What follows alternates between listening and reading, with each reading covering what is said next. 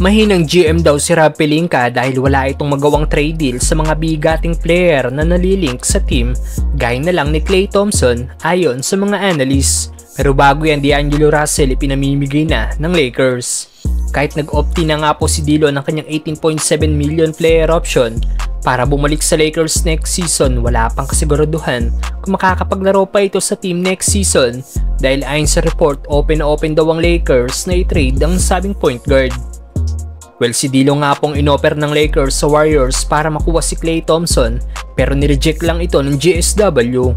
At ayon pa sa isang report, willing daw ang Nets na mag-reunion kay D'Angelo Russell kaya posibleng mag-explore din ng trade ang Lakers dito. Naglaro na nga po ng 2 season si Russell sa Nets kung saan sa ikalawang taon nito sa team napili ito bilang All-Star at muntik pang manalo ng Most Improved Player of the Year award noong season na yon matapos mag-average ng 21.1 points, 3.9 rebounds at 7 assists per game. Maraming Lakers fans ang umalma sa balitang open na open ng Lakers na i-trade ang nasabing point guard. Ayon sa isang fans, mawawalan daw ng isang legit 3-pointer ang Lakers pag nawala daw si D'Lo.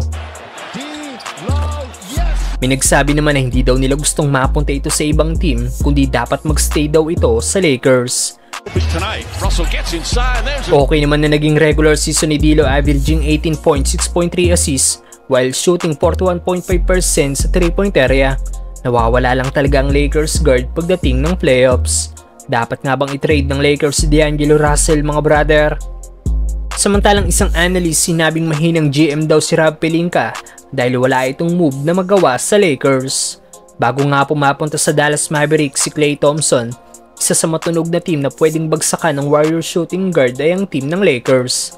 Na maging si LeBron ay tumulong na sa team matapos sabihin nito na willing siyang mag-pay cut o magbaba ng sahod para lang makakuha ang team ng mga solid veteran player tulad ni Klay Thompson. Tinawagan din ni LBJ si Klay para i-recruit ito sa Lakers. Maging ang tatay ni Klay na si Mychal Thompson ay gustong mapunta ang anak sa Lakers dahil sa isang social media post ng isang Lakers fans na umaasa siyang sanang maging isang Lakers si Klay.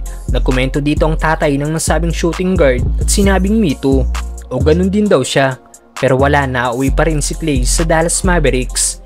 Kaya naman ayon sa analyst na si Nick Wright, naguguluhan daw siya sa inability ng Lakers GM na si Rob Pelinka na makagawa ng mga trade deal. Gaya na lang ang hindi daw nito pagkakakuha kay Klay Thompson, lalo tumutulong na daw si LeBron na willing magbawas ng sahod para mas lumakas ang team. Sa lahat ng 3 player na binanggit ni LeBron na sina James Harden, Klay Thompson at Jonas Valanciunas na willing siya mag-pay cut, may kanya-kanya na nga po ulit kontrata ang mga nasabing player. Maraming nangihinayang ng mga Lakers fans kay Valanciunas dahil pwede na daw itong sentro na makakasama ni Anthony Davis sa ilalim. Ano masasabi niyo sa Lakers GM, mga brother?